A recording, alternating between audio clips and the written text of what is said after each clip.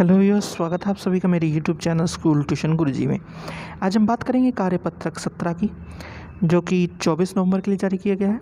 ये कक्षा 6 का हिंदी विषय का कार्यपत्रक है। यहाँ बच्चे अपना नाम लिखेंगे और यहाँ अपने कक्षाध्यापक का नाम लिखेंगे। बच्चों, हमारा पाठ चल रहा है अक्षरों का महत्व, और आज के पाठ में और कार्यपत्रक में हम अक्षरों का महत्व पाठ को आगे बढ़ेंगे।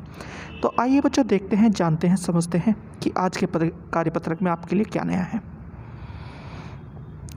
पिछले कार्यपत्रक में हमने पढ़ा कि लेखक गुणकर मुले ने अक्षरों के इतिहास के बारे में बताया है कि पहले आदमी ने गांवों को बसाना शुरू किया, वह खेती करने लगा, वह पत्थरों के औजारों का इस्तेमाल करता था।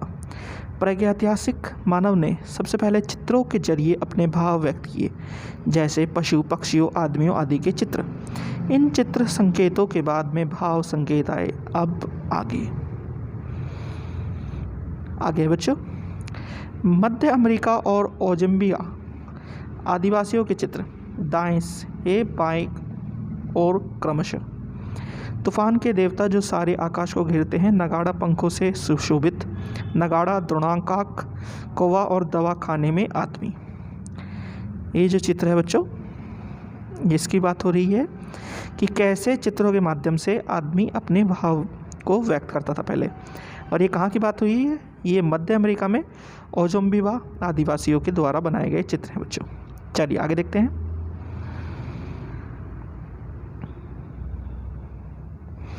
अक्षरों की खोज के सिलसिले को शुरू हुए मुश्किल से 6000 साल हुए हैं। केवल 6000 साल अक्षरों की खोज के साथ एक नए युग की शुरुआत हुई। आदमी अपने विचार और अपने हिसाब किताब को लिखकर रखने लगा। तब से मानव को सभ्य कहा जाने लगा। यानी कि 6000 साल से क्या हुआ? अक्षरों की खोज हुई और आदमी अपने विचारों को किसी एक जगह पे, यानी कि किसी कॉपी, किताब, किसी चीज़ में लिख करके रखने लगा। इसी वजह से उसे सभ्य कहा जाने लगा। आगे है, आदमी ने जब से लिखना शुरू किया तब से इतिहास आरंभ हुआ। किसी भी कौम या देश का इतिहास तब से शुरू होता है जब से आदमी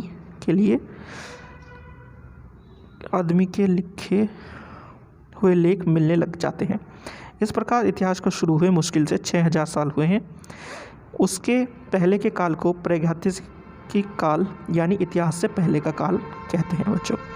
तो यानी कि कोई भी देश हो, उसका काल जो इतिहास का काल है, उसके सीखने के, यानी कि आदमी के सीखने के और लिखे हुए और जो लेख हैं उनके आधार पर इतिहास की संरचना होती है।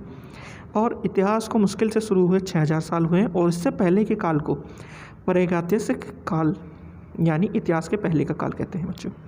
चलिए अब जरा प्रश्नोत्तर देख लेते हैं। पहला प्रश्न है, प्रागैतिहासिक काल किसे कहते हैं? तो प्रागैतिहासिक काल इतिहास से पहले के काल को, यानी 6000 साल से पहले के काल को कहते हैं बच्चों। ये जो अभी हमने पढ़ा। चलिए अगला प्रश्न देखते हैं बच्चों। अगला प्रश्न है, अनादिकाल में रेखांकित शब्द का अर्थ है जिसकी कोई शुरुआत या आदि ना हो। यह शब्द मूल शब्द के शुरू में कुछ जोड़ने से बना है।